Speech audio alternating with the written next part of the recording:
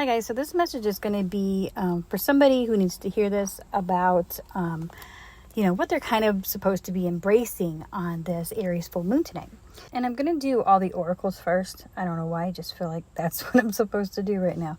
And the first one we have is a mystical Shaman Oracle, and it is number 6 with the blade. Now, the blade represents sharpness of the mind, body, and spirit. Pointing upwards, it summons the power of heaven. When aimed down to the ground, it anchors the power of the heavens on earth. The blade can be a healing tool or a weapon. Wield it wisely, and it will transmit power, bestow initiations, cut energetic cords from the past, or sever toxic relationships. Use it with anger, and it will slash, stab, and kill. You are invited to draw your blade and use it. It is not auspicious to hesitate, to waste time in idle talk, or to hide from the inevitable. Heaven and earth are aligned to support you in claiming your power, so take decisive action. Overcome your fear of hurting others. Unsheath the blade and use it wisely. And what that card means to me a lot, especially with this full moon in Aries, is being unafraid to be your authentic self. You know what I mean? I don't feel like it's saying to just be a jerk, you know what I mean, and be selfish. I feel like it's more about not being afraid to be who you are, because when you are your true self, that's beautiful, right? And then we go to the next card, and this card is number 45, the Seer, one of my favorite cards. The Seer represents the capacity to reach beyond the obvious details of life into the hidden realms where information is available to those with the discernment to perceive it. This symbol represents psychic perception, intuition, and capacity to know something without prior exposure. The seer knows truth, always seeks truth beyond all else, and sees reality as it truly is without judgment. The seer can read between the lines and understand what is not being said. He represents the power of clarity and being able to recognize patterns. The seer invites you to trust your intuition and follow it as it leads you forward. You may feel lost when it appears that your hunch is taking you in circles, or even through a maze. But the hidden realms don't follow the rules of the two-dimensional map. Trust your gut. Allow your perception of your circumstances to widen, to include the nuances and subtle cues that you normally miss if you take things at face value. The seer has gifted you with this magic. You're exactly where you're supposed to be, and your vision is clear. And I feel like this kind of goes with the blade also, saying that, not being afraid to hurt others by speaking your truth. Now, I'm not saying be a jerk. I think that when we're authentic and we're able to speak our truth, the real truth, not the truth that you want somebody else to know, or that you want to express because it hides, the truth, basically, then you're not really saying those type of things. I feel like a lot of times clarity is something that you need to really see the other side of things, which you need to be seen, right? You need other people to see you where you're at. And if you're hiding yourself, if you're hiding who you really are, eventually it's just going to come down to dealing with that. So I don't know why I went on that spin, but that's where that's kind of putting me. And I feel like somebody is kind of looking at the deeper aspects of things. We're looking at the details in a way where it's not all, it's you or me or this or that. It's, understanding how things relate and understanding how, okay, well, this might have happened, but this happened because of this. And how can we change that, right? Or if you're, wanting to express yourself in a deeper way, but you're something stopping you, whatever you see as a block, it's there to kind of make you stop and look at it and realize what you need to do to get past that. And that's growth, right? And so then we have our Liminal Forrest Oracle, and we have solitude. And there's a beautiful owl in there, and there's a beautiful full moon there, so I think that's very appropriate. And what this card means to me is stillness. Somebody needs to really take that time, and during this full moon, maybe take a few minutes and just sit there. You know what I mean? I think a lot of times we like to do different rituals where we invoke something or da-da-da, but sometimes what's really needed is just to sit there and listen to yourself, right? Just sit there in a calming way, and if you're able to, just kind of see what comes up. I remember, and I tell this story a lot of times, the first time I ever really meditated, and I'm not saying you have to meditate, something that allows you to calm and kind of tap into that inner self. That's what I'm talking about. But I remember the first time that I ever really meditated, like for real, and actually like, allowed it to happen. I cried so hard, and I did for like a couple days afterwards. Like every time I would try to get to that, over it, I think what it was is I wasn't allowing myself to feel as deeply as I should, or know the truth from deep down inside and see things truthfully, right? So I think this is kind of what needs to happen for somebody. And I know this is a full moon thing, and a lot of times the full moon is about, that abundance that you've gotten, whatever that manifestation that you put in, you're collecting that, right? But it's also about reflection. You're kind of looking at what has happened since the last cycle. It's about, allowing yourself to receive certain things. I also feel like we're being asked to receive ourselves, right? If that makes sense. It's allowing us to look at who we really are and be unrestricted in what that is. So maybe that means something for somebody. But we have the owl in there too. And the owl, a lot of times we think of the owl as wisdom. Because just like in shamanism, they see through the dark, right? They see the other side of things. They see the bigger scope of things. And I feel like this is what somebody is kind of understanding. And a lot of times when we do that, it kind of hits us all, right? It like all hits us, and then we're just like, whoa, now what do I do, right? And how do I incorporate that? So I feel like that's something that solitude is going to help somebody with. And I'm not talking about like alienating your responsibilities, and if you can do that, that's great. But that's also something that you can kind of reflect on, sit with yourself and be like, okay, well, I have all this wisdom, I have all this understanding, I know these things, what can I do with them? Because sometimes I think we get all caught up in trying to know the things, right? Or trying to express the things, but you have to kind of like put those in your life and put them into play. And then I thought, oh, this is cool. So this is a full moon. So I thought I'll do a moon card. And usually with this deck, I don't use the book. I don't know why. I just don't.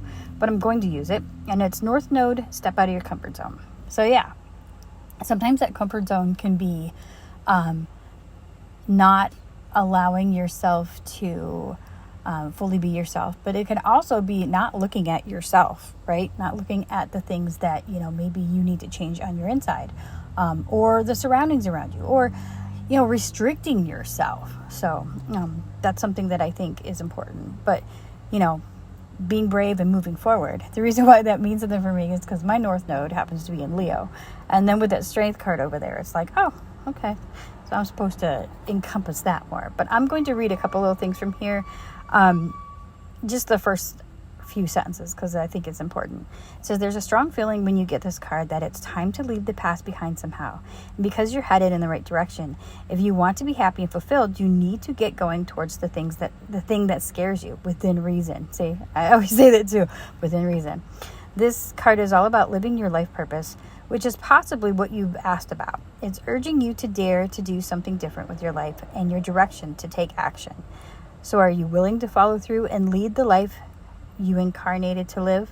If you finally find the courage to make that leap, there's a good chance you'll come to ask yourself, why did I wait so long?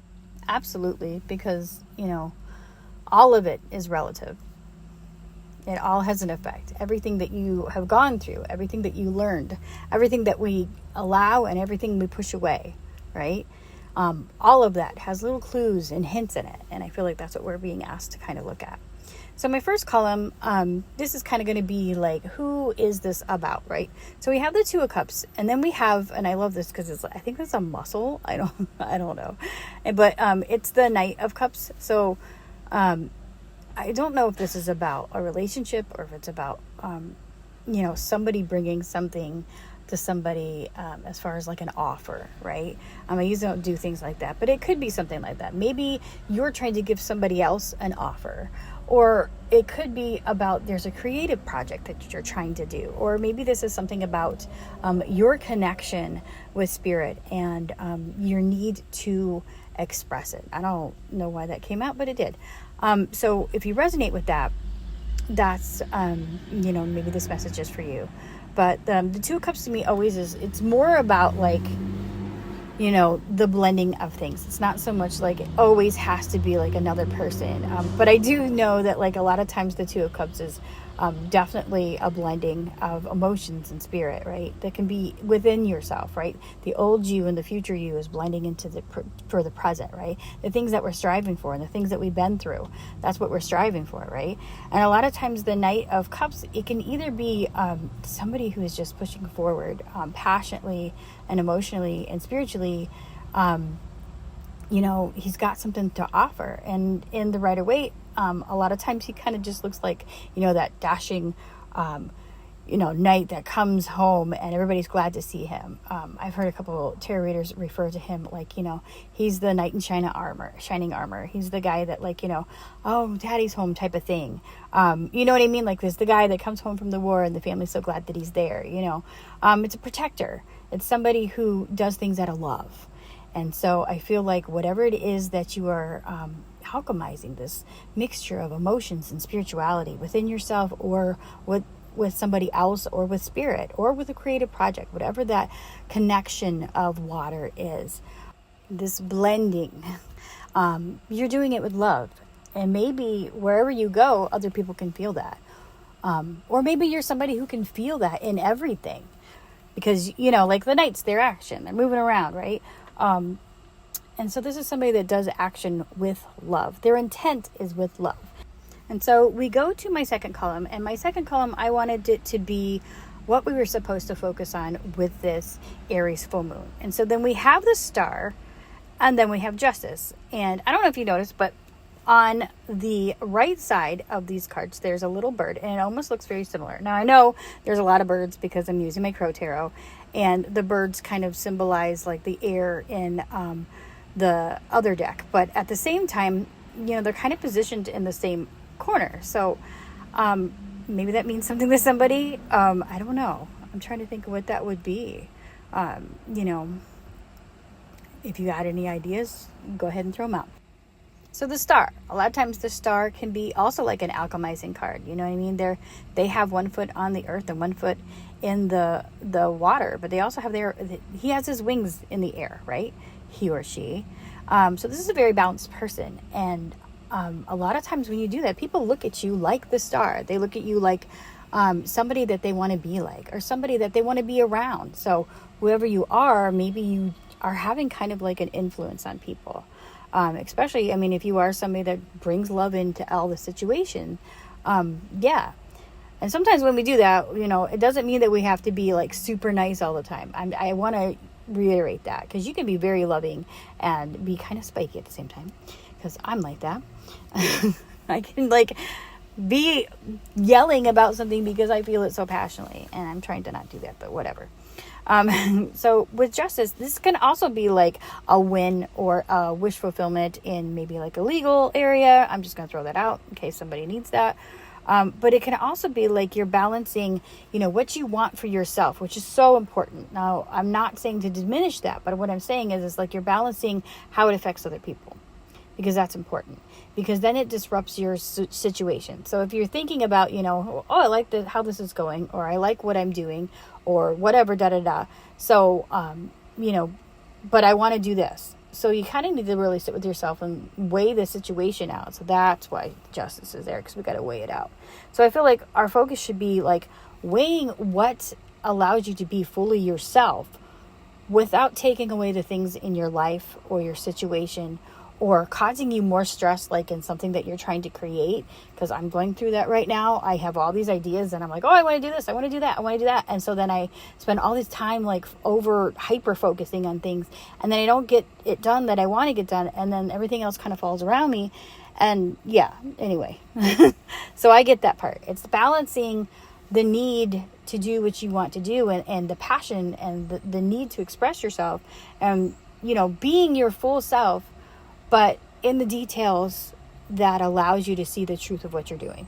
So to tweak those little areas, right? It's balancing and adjusting things so that way it evens out. So that way things can work for you, right? It's not going to work for you. Like, say, you really want to do this one thing and, but you don't have the resources. So, but you're going to waste all your money, on this big, huge thing. Maybe being a little bit more strategic about it and being like, okay, well, maybe I can work towards that. Or maybe I can do something that I like that will help me get to that point. I don't know why I'm saying it like that, but that's what came out. And then my third column is